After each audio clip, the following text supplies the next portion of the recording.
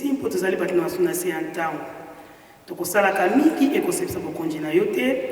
No limse biso papa pote kakolela na biso. Pote lobi libonde na mutana masumu eza makelele na matoi na yo. Papa limbisa biso pote kakolela na biso. Merci kolo na biso na osali biso na bitumbo bundeli biso ya bututo ya moi.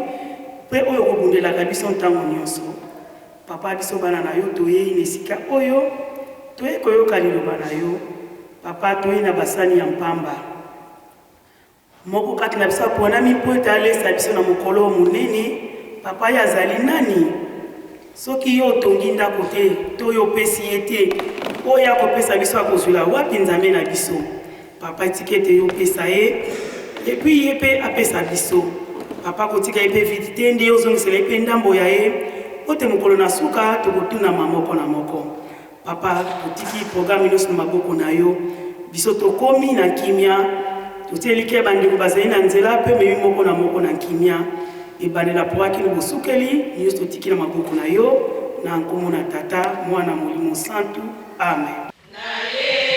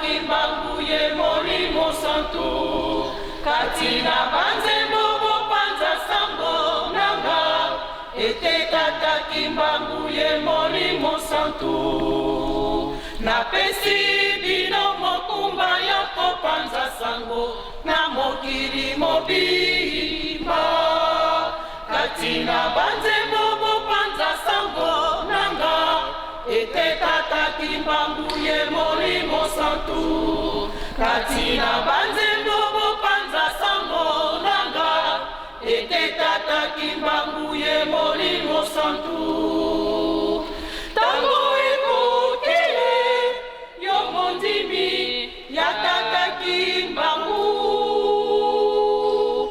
lata ibundeli na yo okende etuma tango ekokile yo mondimi ya tata kimbangu lata ibundeli na yo okende etuma tango ekoki nalingi nalatisa bino nguya nanga botambola omokili ojali makina nanga ya nguya tango ekoki nalingi nalatisa bino nguya nanga botambola omokili ojali makina nanga ya nguya bilombe bilombe bilombe yanga oyo ngai nabetela katono bilombe bilombe bilombe yanga oyo ngai nabetela katono bilombe bilombe bilombe yanga oyo ngai nabetela katono bilombe bilombe bilombe yanga oyo ngai nabetela katono mindele batunaki ngai kimbangu eloko nini ozali na yango kasi ngai nayanola kimbangu ete nazali na bilombe byanga mindele batunaki ngai kimbangu eloko nini ozali na yango kasi ngai nayanola kimbangu ete nazali na bilombe byanga bilombe bilombe bilombe byanga oyo ngai nabetela katono bilombe bilombe byanga oyo ngai nabetela katono bilombe bilombe byanga oyo ngai nabetela katono mindele batunaki ngai kimbangu eloko nini ozali na yango kasi ngai nayanola kimbangu ete nazali na bilombe byanga mindele batunaki ngai kimbangu eloko nini ozali na yango kasi ngai nayanola kimbangu ete nazali na bilombe byanga bilombe bilombe bilombe byanga oyo ngai nabetela katono bilombe bilombe byanga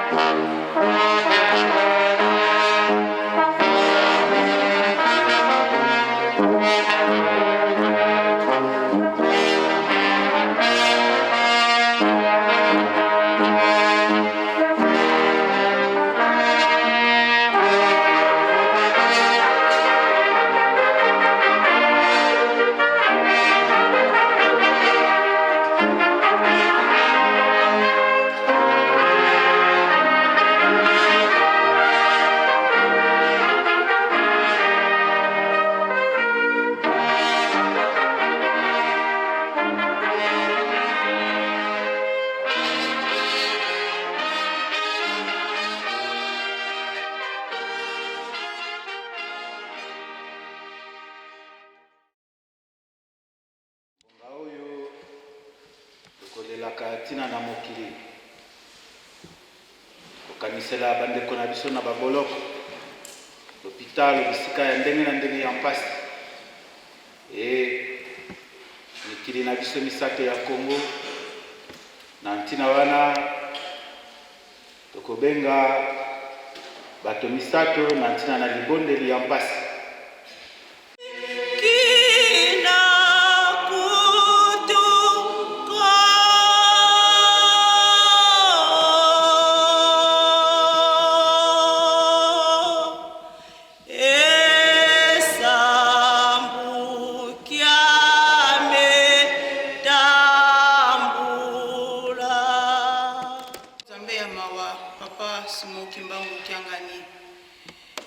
Nzambe ya solo papa nasengi nanu bolimisi pamba te nazali mwasi na se ya ntango na masumu na kosalaka mingi nzambe oyo ekosepelisa yo te pamba te yo lobi ete yango ya kobelema pene na yo esengeli ya kosukwama yango papa Simon Kimbangu Kiangani yo nde nzambe na biso papa ngai mwana nabengami na ntina na kobondela kolela ntina na mpasi nzambe nakoki te limbisa ngai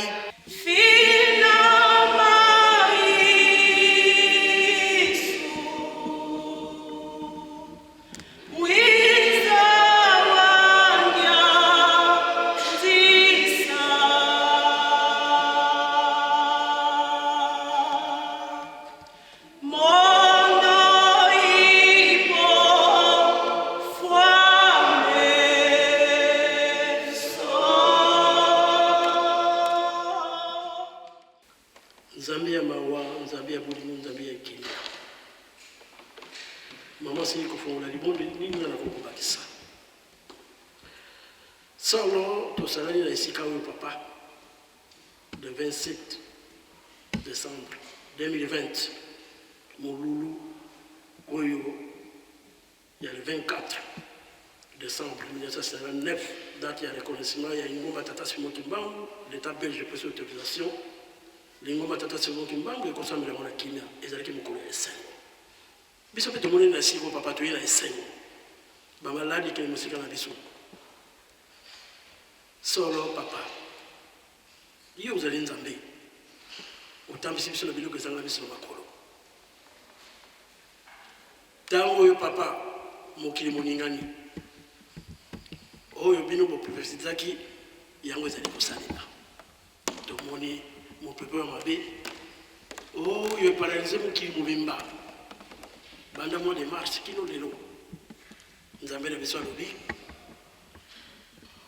maladi wana nayebi yango te kisi nango bolingo mibeko mpe misala ngolo mobisango kisi mokuba yango wana soki nzambe na biso alobi ekomi mibeko toki yango na kati ya motema Mambo mengi matuzungidi maosonge yeseyemo ngyofu yoyo kufungira yo makasiko enzapaka kwanda yena munkumbase ye mwana vilela entsambu za mfumu wetu Yesu Kristo yezola kwa nzambi wa sedi yetu iluvuva mkia mwanda velela bikakanga yetu mumvu ya mvu se mwana ye mwanda velela amen.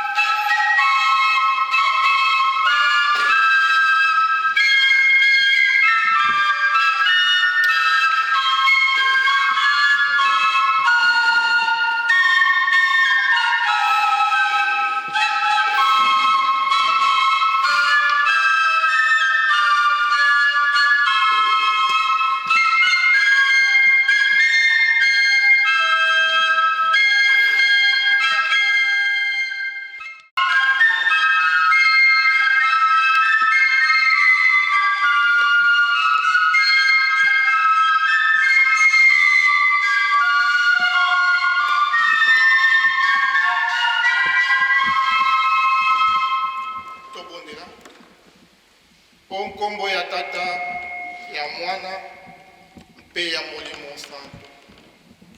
Yawe nzambe na biso papa simoki maokiangani tokumiso lisusu.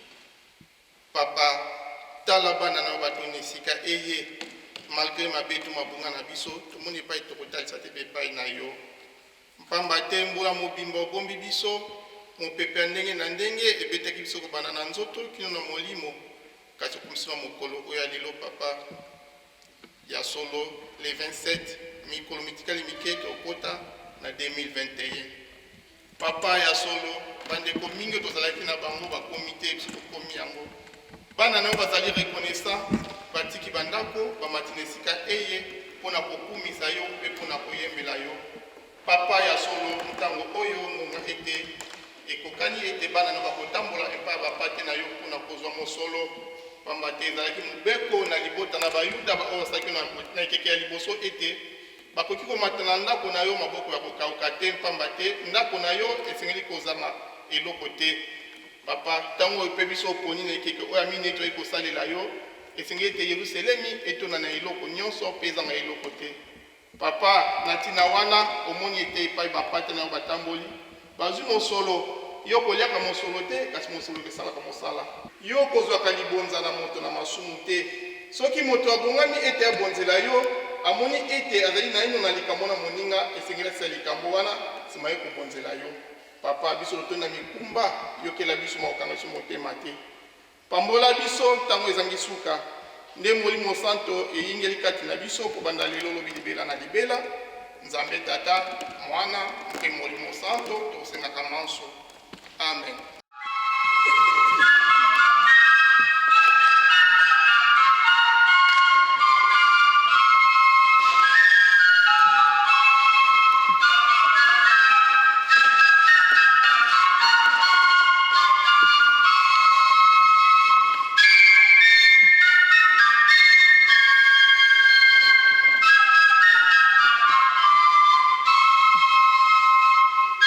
Ntango yo tokotanga mikanda misato ya liboso ezali na mokanda ya Exode chapitre 3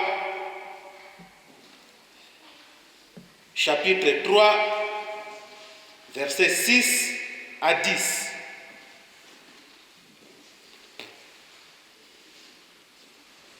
Tokoleka na mokanda ya Nehemi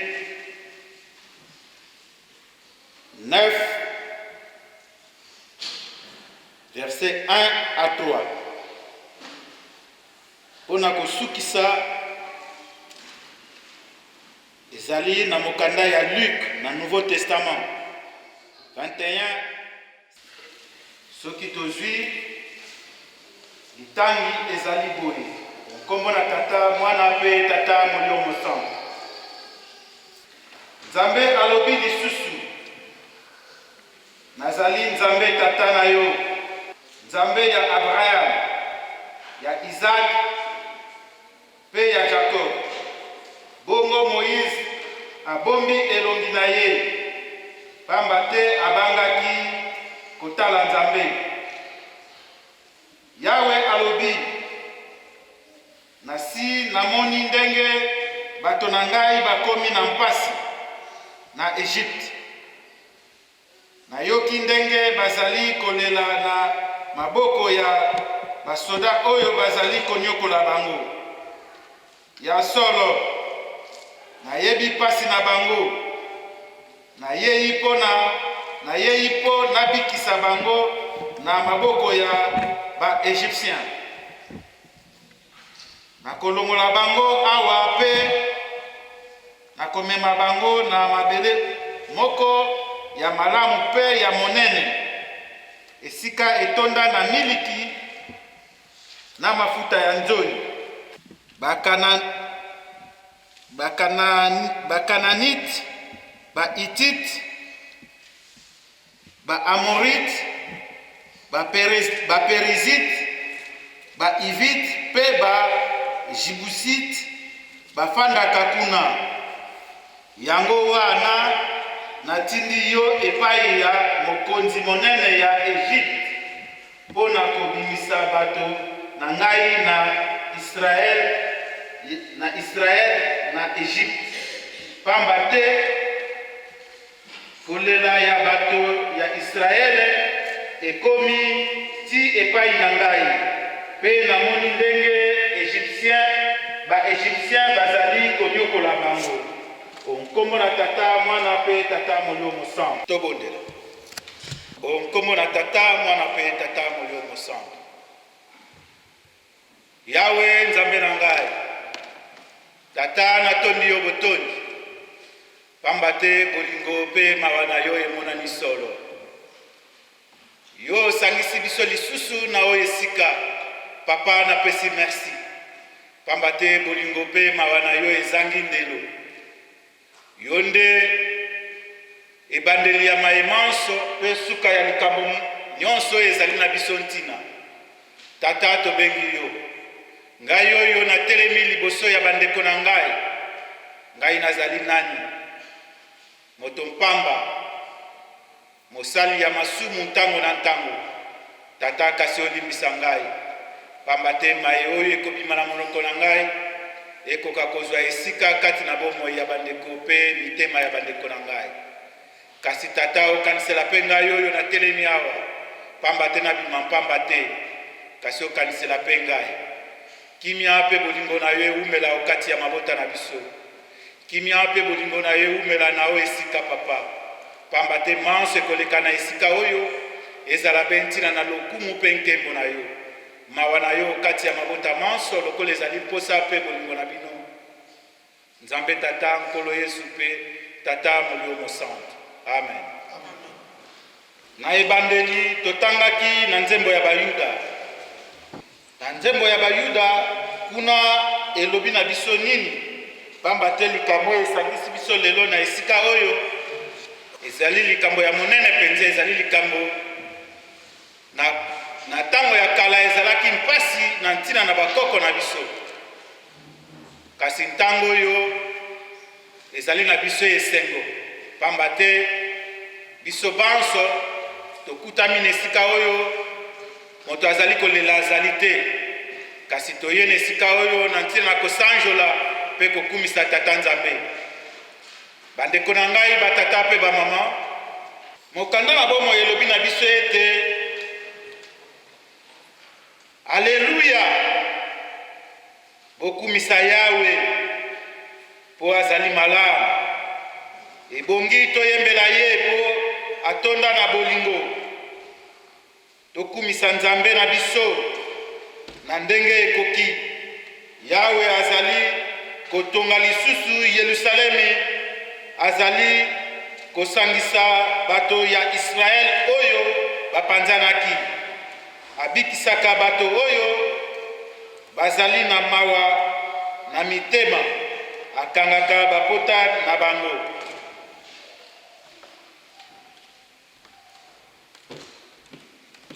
Na mokanda oyo totangi, batata pe bamama, esengeli na biso ete tokumisa Yawe, tokumisa Tata Nzambe ndenge lokola tomonaki yango na tour de chant, la chorale eleki eyembi manso wana ezalaki ntina na kokumisa Tata Nzambe. Kasi likambo oyo soki tozali kosala yango, tosalaka yango na mitema na biso mobimba. Tomipesa penza na likambo oyo, pamba te yango ezali kolakisa ete Nzambe alingi biso. Ngai na yo tozali banani, pamba te Nzambe akaniselaka biso. Tango na ntango, mokolo na mokolo, ngonga na ngonga, Nzambe azali kokanisela ngai na yo. Biso tozali banani, pamba te Nzambe amipesi mbeka. Nzambe andimi ete atambolisa biso, amema biso na esika oyo ye alingi. Kasi likambo yango ekosalamela na lolenge nini?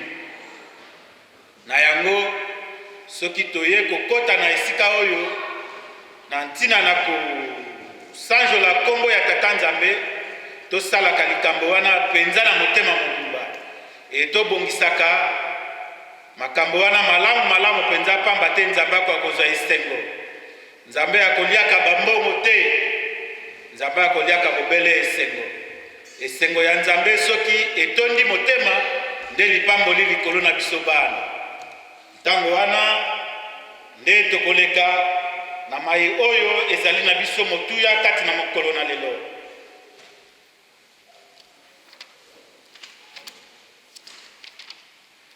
Nkombo na tata mwana pe tata molio mosantu tokozonga na mokanda na Exode kobima Exode 3 pamba te kuna na Exode 3 na Exode 20 ezolobela kaka likambo moko na koexplike yango nyonso mibale mbala moko mpona kowela ntango soki tokotanga lisusu na Exode 3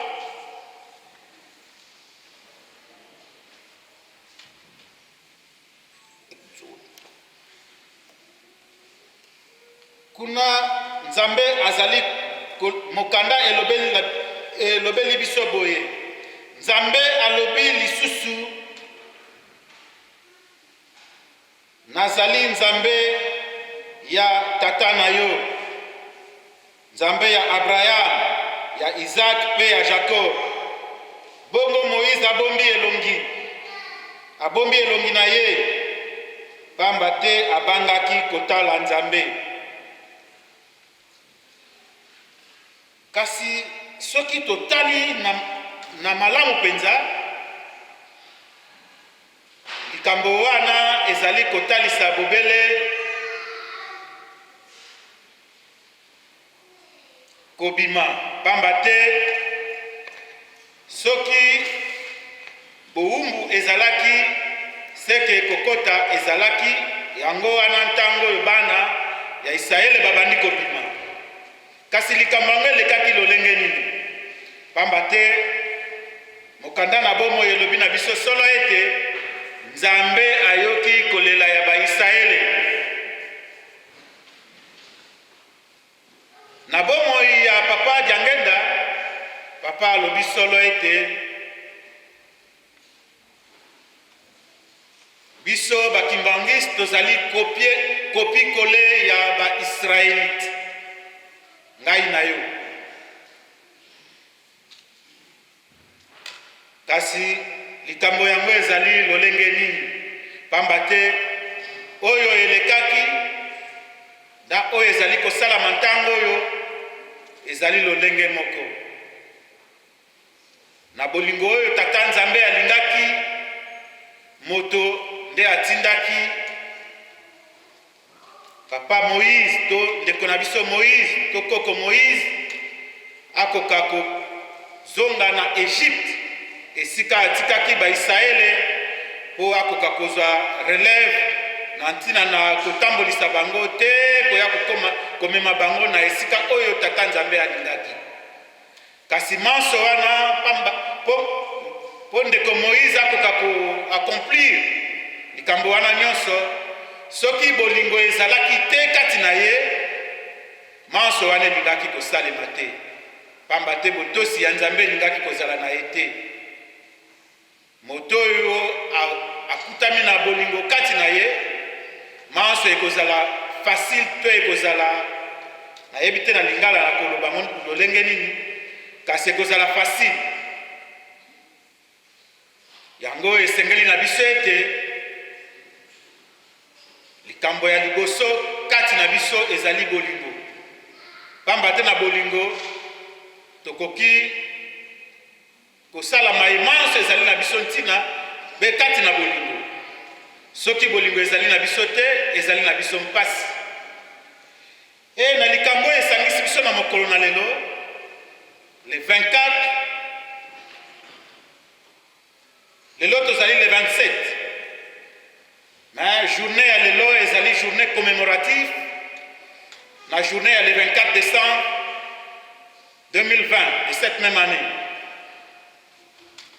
et ntango na kala ezalaki nini pamba te likambo esangisi biso lelo ezali boumbu bosomi pe bolimbisi ya masumu ndenge lokola totangi yango na mokanda na bomoi. Batata pe bamama na makambo oyo tomoni misato na ntango na kala baisraele bakendeki na boumbu pamba te bazalaki na mpasi, nzala ezalaki na bango.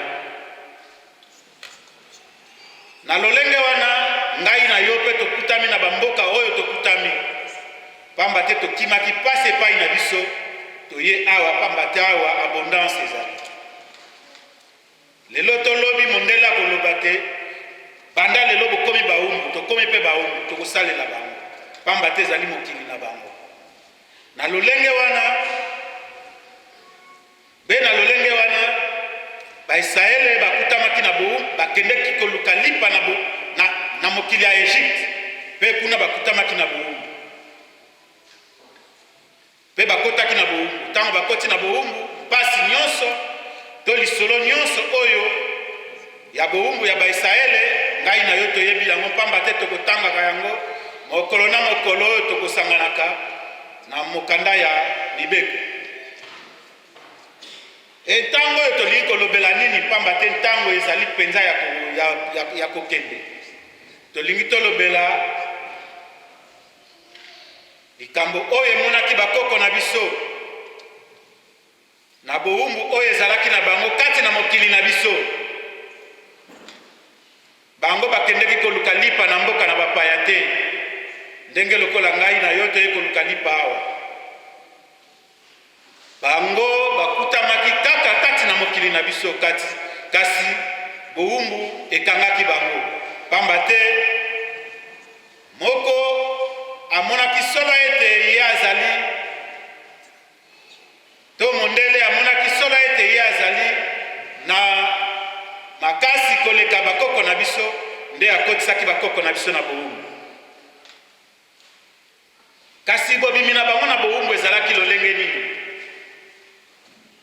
Esika mama na likambo ezali yango wana pamba te boumbu ya bakoko na biso banso lokola tozali awa toyebi yango peut-être tokoexplike ntina na bana bako akoyeba solo ete likambo wana ezalaki lolenge nini.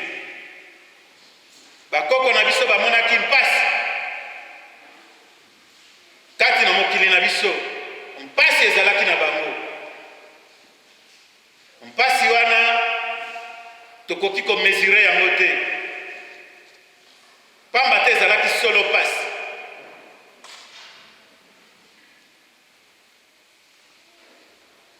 Soki bapesi yo mosala otie moto makasi bakati yo loboko pamba te ezali ordre oyo mondele apesi. Niveau ya pasi wana ezalaki Nzambe ayokaki kolela ya bakoko na biso. Nzambe ayokaki kolela ya bakoko na biso toyaki komona ete Nzambe akitaki alataki nzoto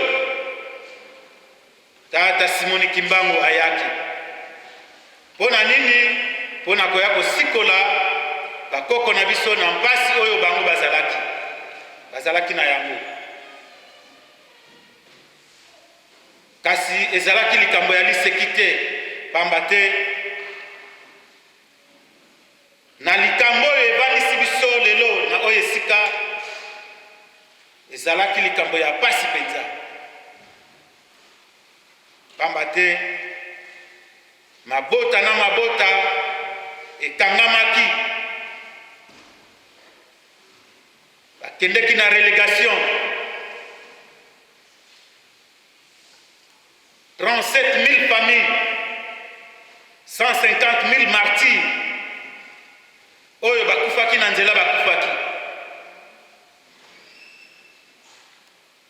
oyo bakatamaki pe maboko bakatamaki maboko kaka mpona likambo moko bango bandimaki ete Papa Simon Kimbangu azali nzambe na bango. Et biso tokolanda ye. Na baye oyo batiaki mitu makasi bakufaki kaka pona likambo ya tata nzambe. Ezalaki mpasi penza. Kosambela to kobondela lolenge ngai na yo tosangani lelo na esika ezalaki ya pasi. Ezalaki na bango autorisé te. Kasi esengelaki na bango ete babanda kosambela na kobomba.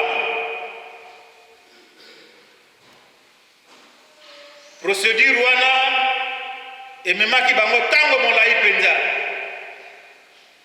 Uta 1921 Papa Simon Kimbangu atelemaki ntina na kobanda mosala te koya kozwa autorisation ya kosambela ezalaki mpasi ya mpasi penza. Kasi lelo yo ngai na yo tozali libre na esengo tomilengeli tina na koya na esika oyo. Kasi journée ya lelo batata mpe bamama pamba te mokolo ya lelo ezali makambo misato: boumbu, bosomi, bolimbisi ya masumu.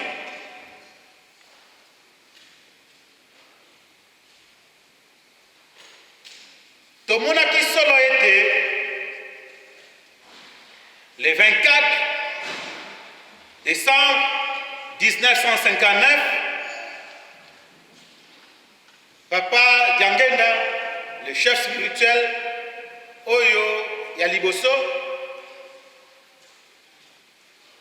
ye moto akendeki kozwa libération to libéralisation to bosomi ya lingomba na biso epai ya ba colon belge. Kasi likambo yango ezalaki lolenge nini po yango nde esangisi biso na mokolo na lelo. Pamba te le 24 décembre 59 soki existaki te nde lingomba na biso ezali na sens te. Deti tango oyo tozali na kobombama. Kasi uta na mokolo wana lingomba na biso ezwaki bonsomi. Tango oyo ngai na yo tozali kosepela, tozali kosambela na lolengo elingi biso. Kasi elekaki ndenge nini? Tomoni solo ete bamama mpe bamuta na biso ya jeteki bamilengelaki ete na mokolo ya le 24 décembre bamilengela ntina na kokende korendre visite na Papa Diangenda. Pamba te ntango wana ligomba na biso tozalaki kofete lokola mangomba nyonso le 25 mai, le 25 décembre plutôt. Bambuta to batambolisi basanganaki bakendeki komona Papa Diangenda le 25 décembre.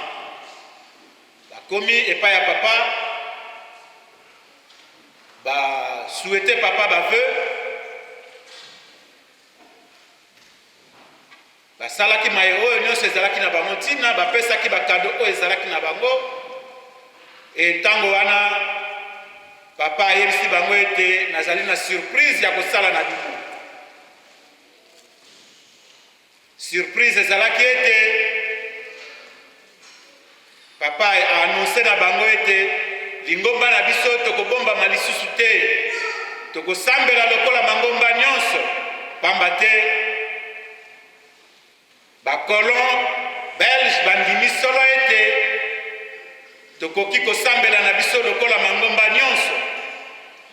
Ezalaki esengo na bambuta to na batambolisi ya lisanga ya bana jeteki, pamba te bakoka koyoka sango oyo papa azalaki koannonce bango. Tango wana ezalaki na bango esengo. Uta mokolo wana lingomba na biso ebimaki libanda. Kasi le 24 décembre ezali kaka bosomi ya lingomba te. Le 24 décembre ezali lisusu bolimbisi ya masumu oyo esalaka bakoko na biso uta ebandeli Adam et Ève. Le 24 décembre 92, avant ça, batata babongisaki solo ete foto zwa processus ya kokende na bolimbisi ya masumu. Kasi likambo yango etambolaki na lolenge nini? Mayemanso ebongisamaki na baye oyo tokutamaki na poto tango wana ezalaki esengo, pamba te tozali kokende kosenga bolimbisi ya masumu ya bakoko na biso Adam et Ève. Ndenge totangaki na mokanda na bomoi, kuna na mokanda na bomoi elobi na biso solo ete ezalaki le 24e jour de cette même mois. Et le lenge moko batambolisi kati na lingomba na biso babongisaki ete na mokolo wana kaka ya le 24 de batambolisi ya lingomba bamama na biso batata na biso bipakolaki putulu balataki saki na ntina na bosengi ya na ntina na kosenga bolimbisi epai ya tata Nzambe. E likambo wana toyebi procédure ndenge elekelaki. Papa Mfumalongo ate papa Kisolokele akei Papa Mfumalongo akei pamba te bakende kozela bolimbisi oyo esengelaki na biso ete tokoka kopresente epai na bango. E Papa Mfumambanza atikalaki symbolique na ntina ete bambuta to batambolisi to biso baoyo tokutanaki na poto tokende kolela liboso ya Papa Mfumambanza oyo azalaki korepresente Christ Jésus ici sur terre. Ntango wana emonanaki solo ete procédure wana esalamaki na lolenge oyo batambolisi babongiselaki yango. Kasi na bolimbisi ya bakoko na biso Adam et Ève emonanaki solo ete batata pe bamama to bandeko na biso bakutamaki na mboka Afrika bango bamibwakaki liboso na tata Nzambe mpona bakoka kosenga bolimbisi uta ebandeli ya mokili te na ntango oyo biso na ntango wana oyo likambo wana ebandaki kosalema na ngonga wana, qui veut dire le 24 décembre 92. Kasi na kati ya processus wana ezalaki lolenge nini? Batata basenga bolimbisi na bamama. Bamama basenga bolimbisi na batata. E bamama basenga bolimbisi na bana, bana basenga bolimbisi na batata pe bamama, ainsi de suite. Kasi kati na maye oyo batangelaki biso pamba te na ngai na bino tozalaki na likambo wana, toasistaki na likambo wana. Mayemanso oyo toyokaki lokola processus ndenge ezalaki ete na bolimbisi oyo toye kosenga epai na yo tata, soki tozongeli tokufa. Elelo tozali na esika nini?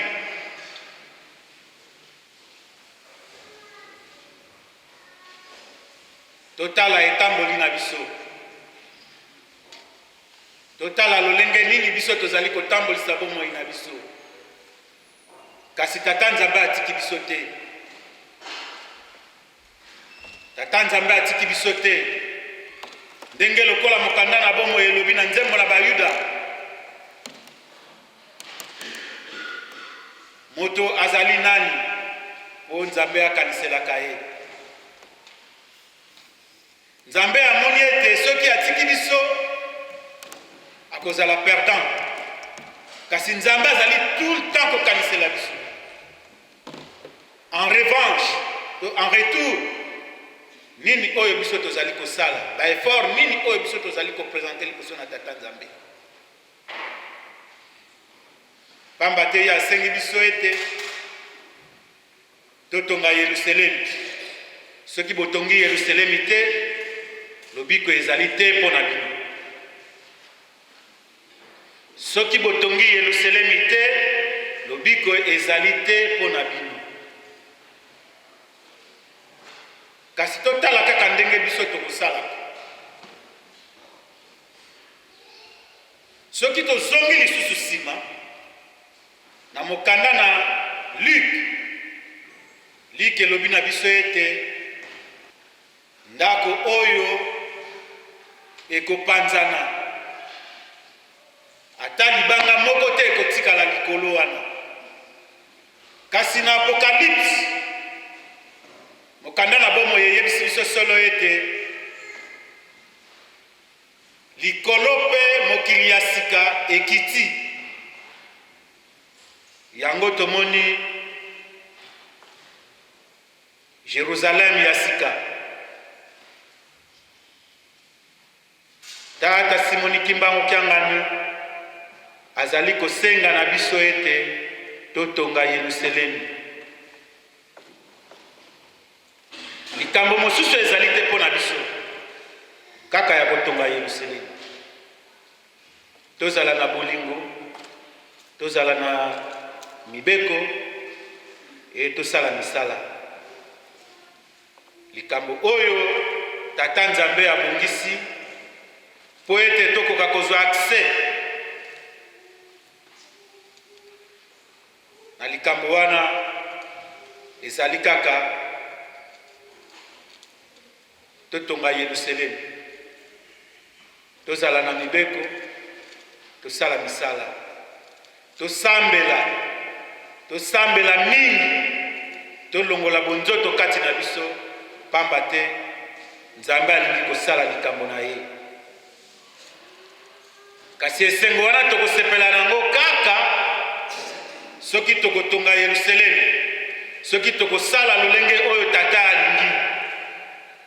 Pamba te ye alobi mokanda na bomo elobi esengo na libota oyo nzambe ye moko azali tata pe motambolisi na bango. Likambo wana emonani na mabota mibale te kaka epai na biso. Eske tozali na boyebi penza solo ete likambo papa azali nzambe to likambo wana ezali ya biso? Pamba te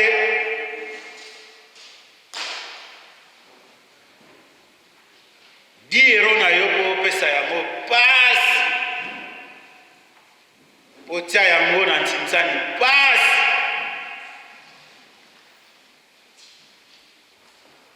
Preuve aneke uta tata molio mosantu akutamaki na mboka Kisasa, bandaki kobelela 2000 francs 3000 francs pour na papa. Kasi tata alobi poto tonga poto koka kozwa accès na mokili wana ya sika, esengeli na biso kaka totonga Yerusalemi, totosa mibeko, tosala misala. Kasi ntango wana le 24 décembre 59 ezalaki penza pasi. Pamba te papa Simon Kimbangu amonaki mpasi. Papa Simon Kimbangu amonaki ezali likambo oyo tokoki komesire yango te. Amonaki solo pasi. E mokolo na lelo tangu indépendance to bosomi ya Lingomba ezwamaki, yango epesaki nzela na bandeko to bakoko na biso oyo bakendeki na relégation babanda kozonga à partir ya mois de janvier ya 60 bakoko na biso bakomaki kozonga moko nde ntango wana mpe toye komona na avril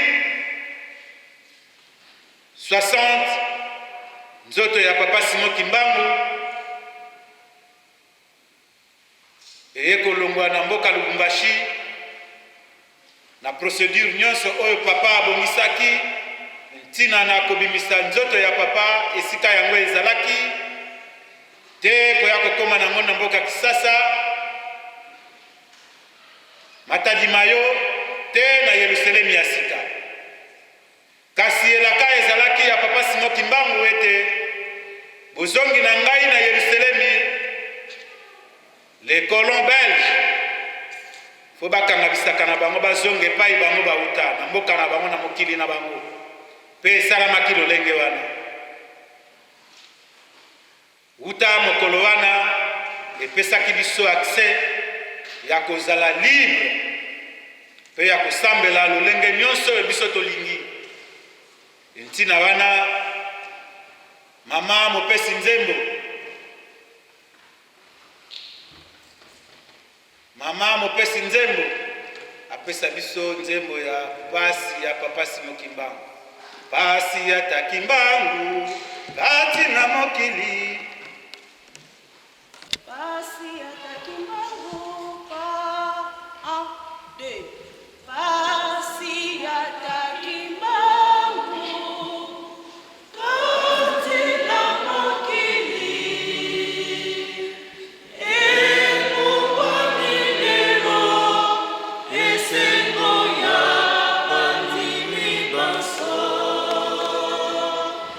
Ikapoto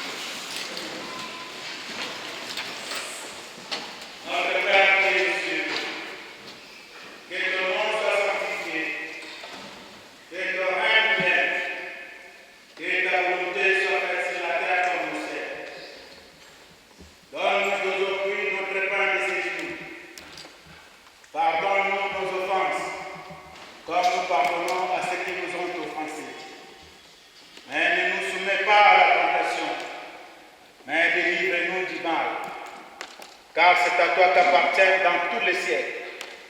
Les règnes, la gloire, la puissance, pour les siècles des siècles, au nom du Père et du Fils et du Saint-Esprit. Amen.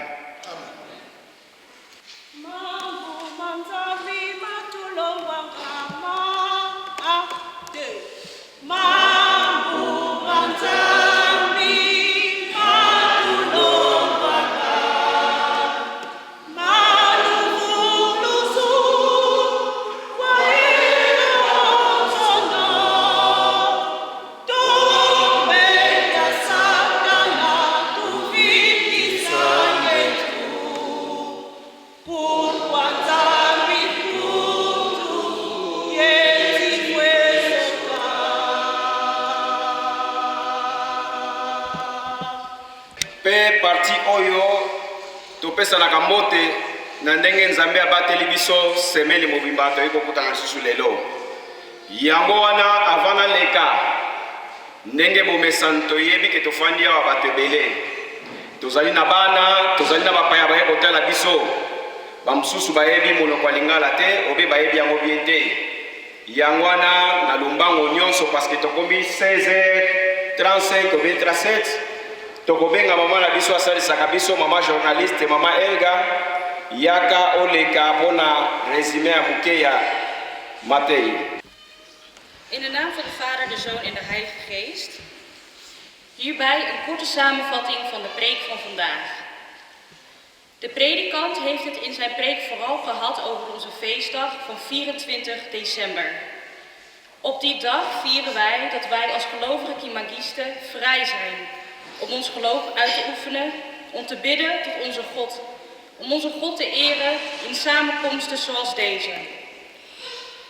De predikant heeft daarom gezegd dat het niet alleen een belangrijke dag is, maar een dag die ons veel blijdschap zou moeten geven. Want het was een hele lange tijd moeilijk geweest. Mensen moesten in het geheim bidden. Maar vandaag de dag zijn wij vrij om te bidden tot onze God. En daarom heeft de predikant gezegd dat wij onze Heer moeten eren. Zoals we ook hebben gelezen in het boek Psalm. Verder heeft de predikant vooral gezegd dat als we God eren, dat we dat moeten doen met onze hele hart. De predikant heeft wat achtergrondinformatie gegeven over hoe deze dag tot stand is gekomen. Hij heeft gezegd, onze voorouders hebben duizenden jaren geleden. Ze zijn slaaf geweest in hun eigen land. Maar God heeft onze gebeden gehoord. Hij heeft het gejammer en geklaag van onze voorouders gehoord. En daarom een Mobikisi gestuurd, de Heilige Geest Papa Simon Kimbangu, om ons te redden van alle pijn en leed. Maar toen Papa Simon Kimbangu kwam, was het ook heel erg moeilijk. Het was in die tijd nog niet geaccepteerd om Kimagiste te zijn. Het was verboden. Je werd er zelfs voor gestraft. Vele mensen zijn gevangen genomen. Vele mensen zijn overleden. Maar omdat God groot is, omdat Hij onze gebeden heeft gehoord, is er een dag geweest, 24 december, dat wij die vrijheid dus wel hebben gekregen. Daarom is deze dag van vandaag een dag van vreugde. Verder heeft de predikant gezegd dat de 24 december daarnaast ook een dag is dat we herdenken dat we als gehele kerk vergeving hebben gevraagd voor de zonden die Adam en Eva zijn begaan. Op die dag was het heel erg een grote gebeurtenis, omdat iedereen naar elkaar vergeving heeft gevraagd. En de predikant heeft ons vandaag de vraag gesteld: hoe staat het met de vergeving die wij hebben gevraagd? We hebben toen de tijd gezegd dat we de dingen waarvoor we vergeving hebben gevraagd niet meer zouden doen. Is dat ook zo? De predikant heeft gezegd: wie zijn wij eigenlijk voor God? Kijk wat God allemaal voor ons doet. Wij slechte mensen. Kijk om hoeveel Hij om ons geeft. Wat doen wij ervoor terug? De predikant heeft zijn preek afgesloten door te zeggen dat we liefdevolle mensen moeten zijn. En dat we Gods werk moeten doen en in het bijzonder Jeruzalem moeten bouwen. Dat was de preek van vandaag. In de naam van de Vader, de Zoon en de Heilige Geest. Amen. Avant toleka na makambo mosusu tokobenga vice-président ya GTK yende akoleka apesa biso moya circonstance peut-être takozanga mpe liloba moko te après nde tocontinue parce que na silence tozali nango fo toyoka makambo nini toyeli na mokolo lelo mama protocole zoyela biso papa vice-présidente oyo tata mwana mpe tata molimo centre Église de Jésus-Christ sur la terre par son envoyé Simon Kimbangu, fondée en Kamba, Jérusalem, 6 avril 1921.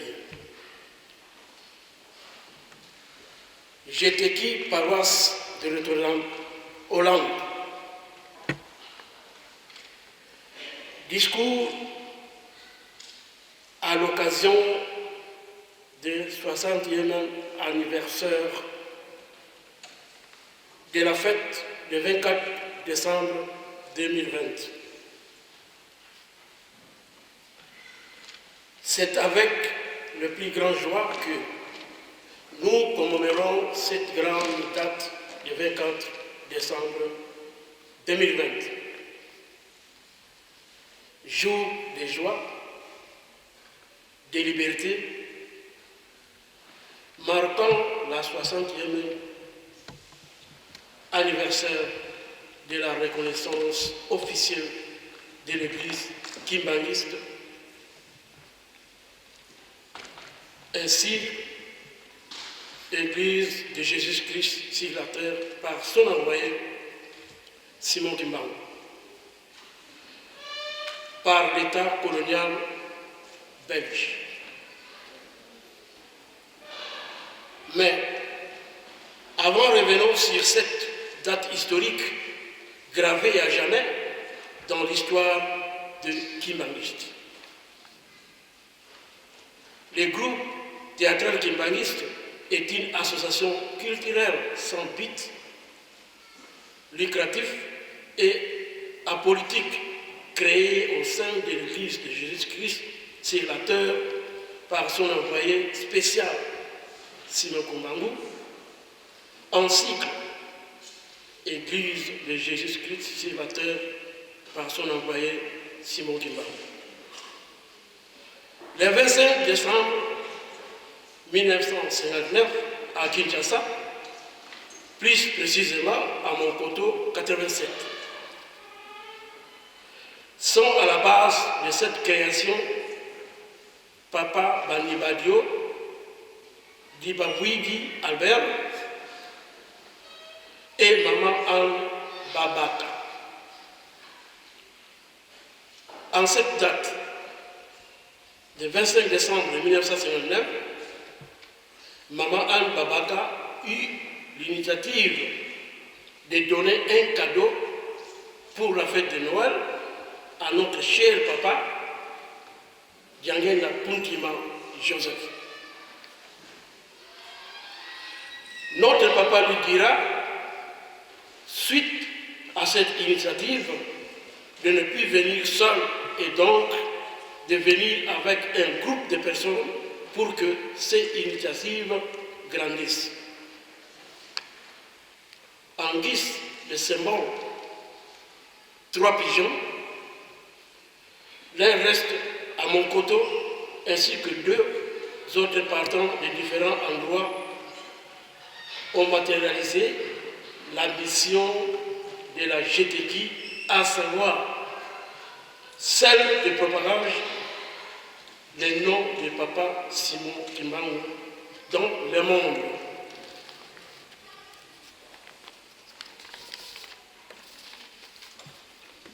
Enfin, cette date de 24 décembre est allouée au groupe théâtral kimbanguiste car à l'annonce de la reconnaissance officielle de l'église kimbanguiste à cette date de 24 décembre.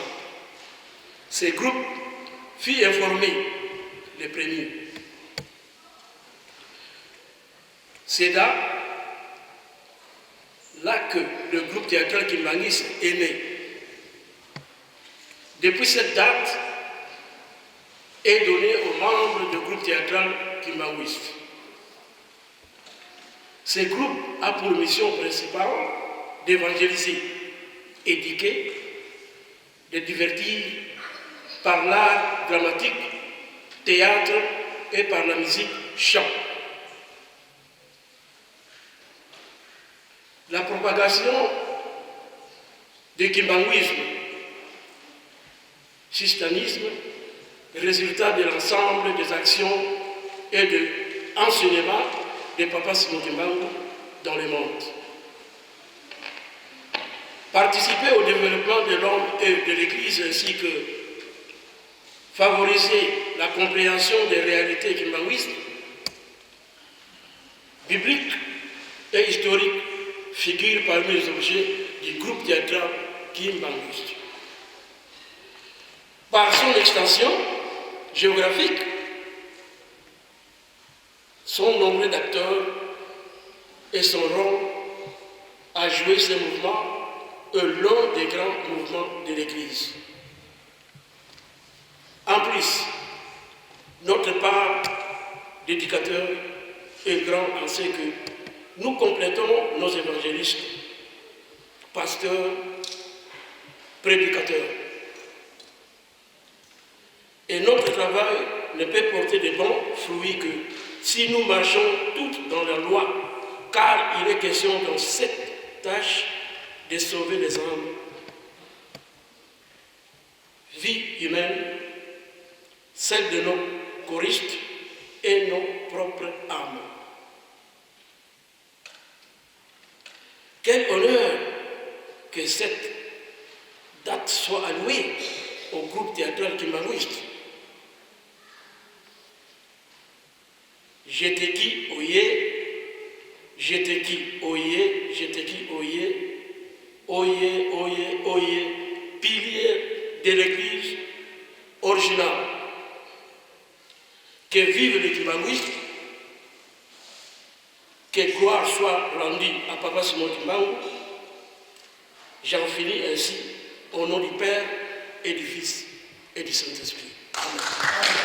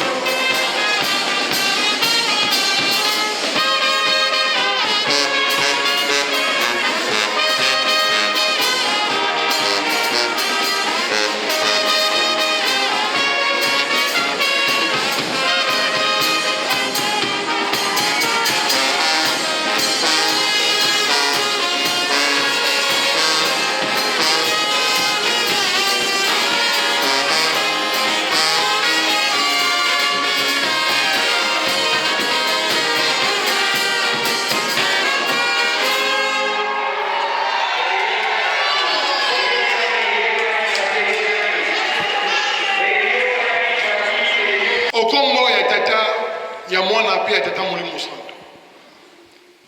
Nzambe na biso papa Simon Kimbangu Kiangani. Nzambe na biso papa Simon Kimbangu Kiangani. Nzambe na biso papa Simon Kimbangu Kiangani. Papa totondi yo pe tokumisi yo. Na tina ya bolingo pe mawana yo kati na biso bana basi ntambo.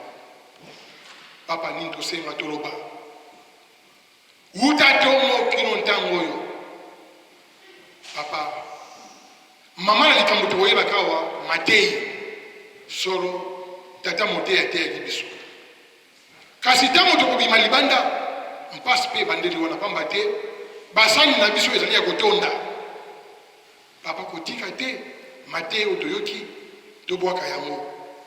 Salisa biso pamba te yo nde oza na makoki ya kosalisa biso. Toyaki na kimia pe tokozongisa biso na kimia. Lelo oyo toali ko célébrer suite ya 61e anniversaire Wuta bonsomi ya Lingomba epesama na 1959 le 24 décembre. Solo papa. Bakoko na biso balelaka bamonaka mpasi banyokomaka. Kasi lelo oyo biso banto moyindo tokosambela na temple. Nani ayebaka yango? Papa tolobi merci. Papa Simon Kimbangu Kiangani olobi balinga te mise kosila. Pamba te moyini sata na pe abwaki misu na ye kobundisa butu moyi. Papa salisa biso. Pamba te soki mise sili yo Nzambe osepeli biso luzuma pamba. Kumisama na yo epai ozali papa. Kumisama na yo epai ozali papa. Kumisama na yo epai ozali papa. Loba mongongo na yo mokili mozwa kimia. Tango yo pe tango ezanga suka na kombo na yo tata ya mwana pe tata molimo santo. Amen. Toke malamu.